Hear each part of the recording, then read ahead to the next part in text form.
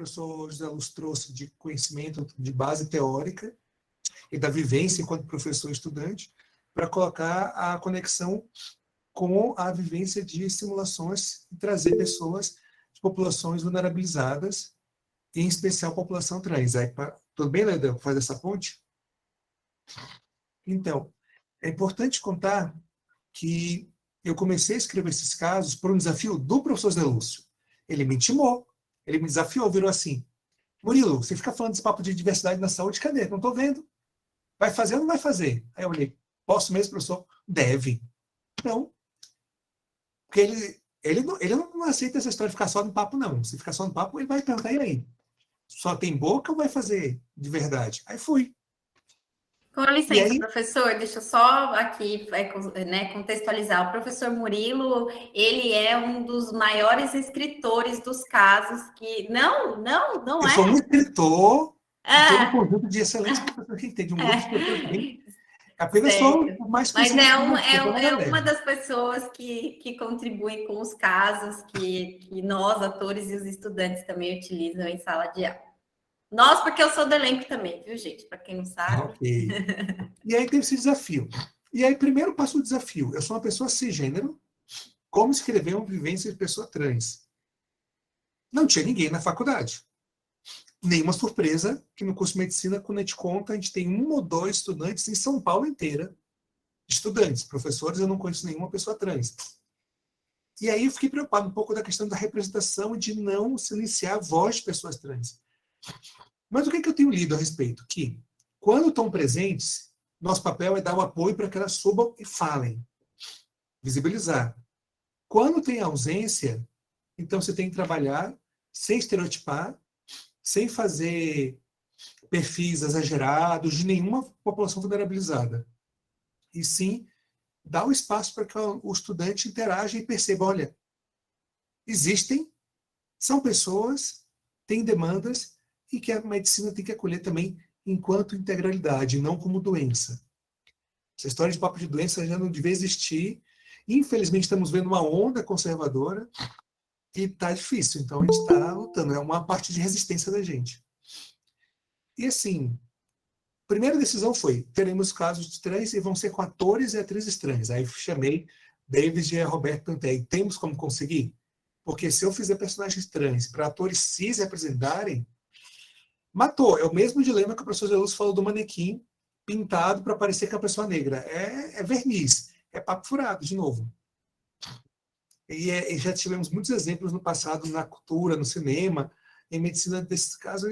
Não, né? Acho que a gente tem que ir para frente, não reprisar o erro, né? Então, David e Roberto falaram: não, nós temos como procurar, vamos fazer o casting, vamos no desafio.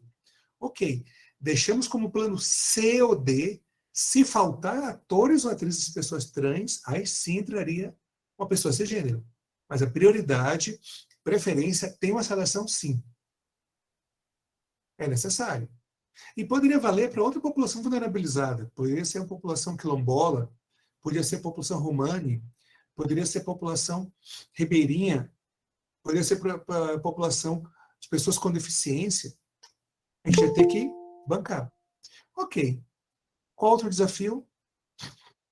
Já tem uma estereotipia de sempre associar pessoas trans só para IST/AIDS, transtornos mentais e para hormônios. Que não estou dizendo que não acha essas demandas, mas você acaba travando e o estudante só visualiza pessoas trans como pessoas com doenças desse tipo, com esse tipo de demanda. É que nem associar pessoas com mais de 60 anos só a velhice, a dor, a impotência sexual, a infarto.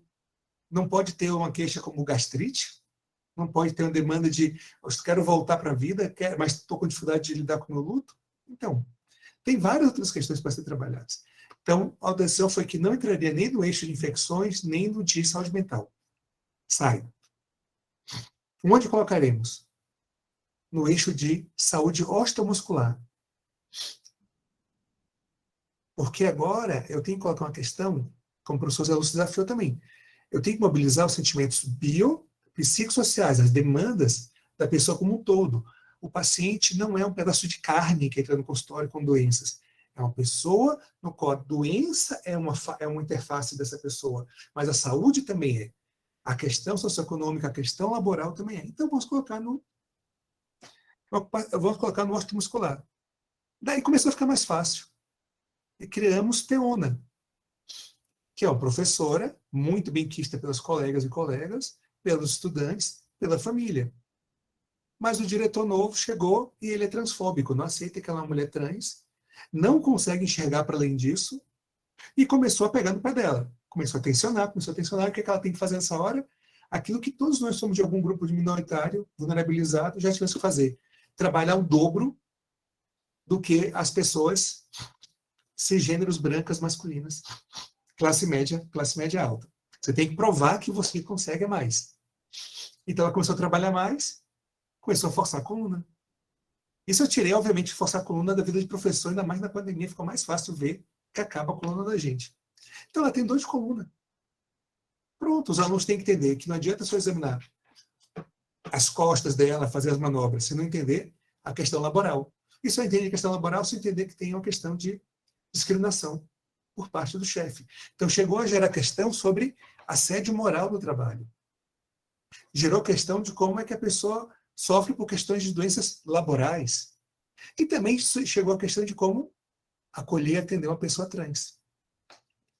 E aí o segundo caso, porque lá a gente trabalha sempre com 2, na Espiral a gente trabalha com os 3. A gente fez o caso do Ariel, que chega a um queixo de dor no punho.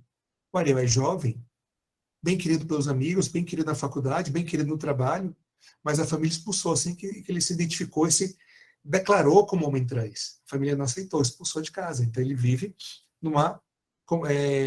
sumiu o nome agora, de jovens, quando junta um bando de galerinha para morar junto. Moradia universitária, moradia República, de galera. República. Gente, da hora que vai sumindo os termos. E aí, aí o Ariel começou a trabalhar. E ele faz faculdade, porque o sonho dele é se formar em TI para ter futuro profissional. Ele quer ser independente.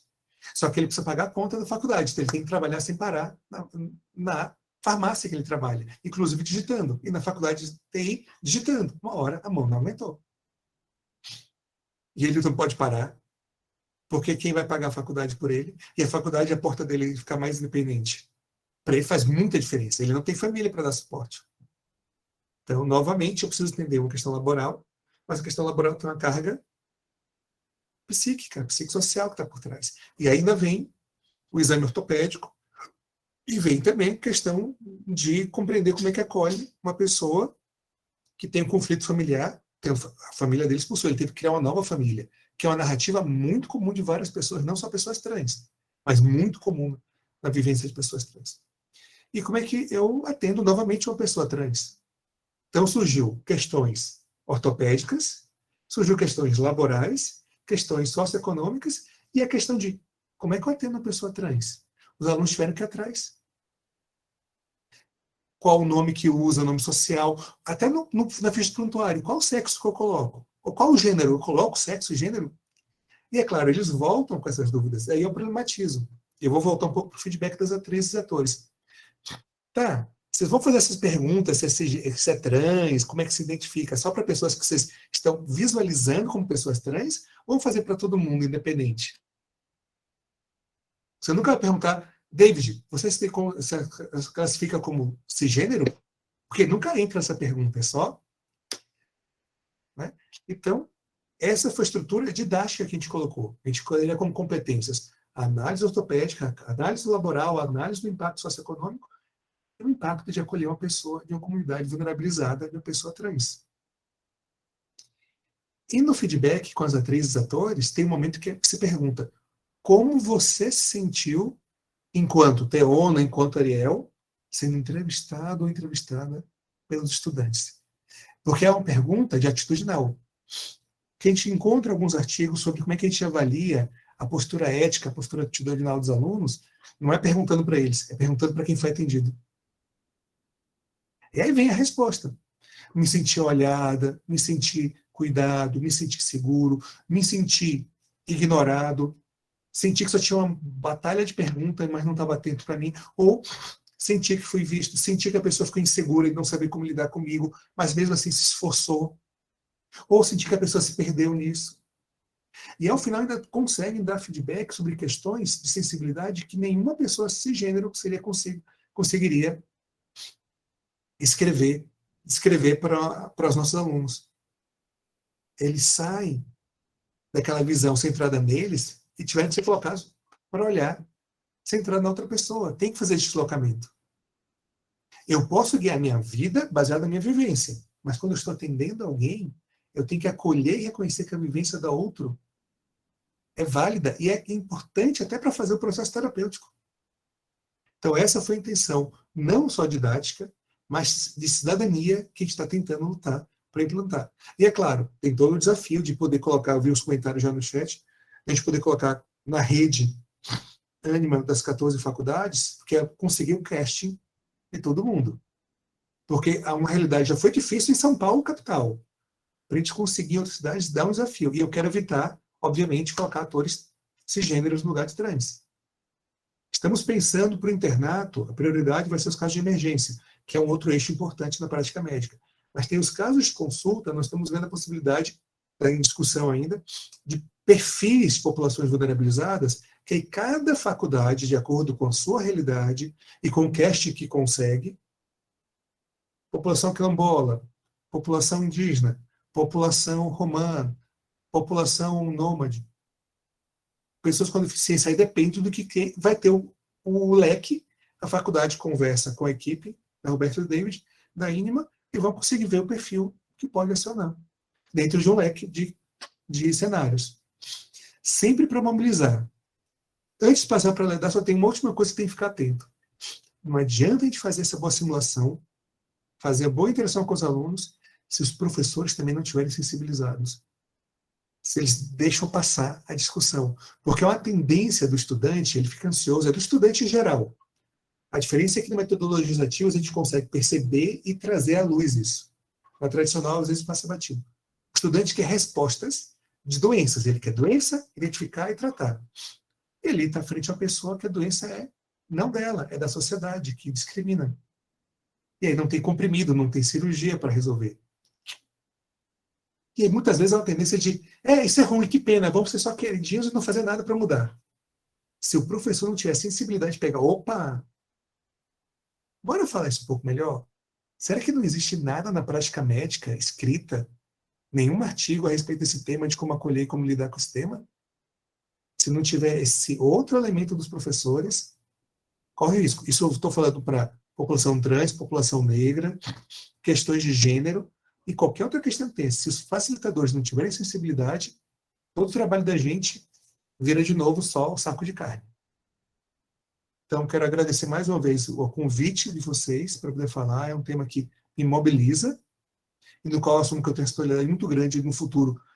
Espero que no futuro possa ter professores trans para tomar conta e para fazer casos novos, melhores do que eu fiz, que eu quis é só a sementinha. Eu quero que outras pessoas façam com a voz deles. E quero agradecer, inclusive, ao professor Zé Lúcio por ter me desafiado. Obrigado, gente.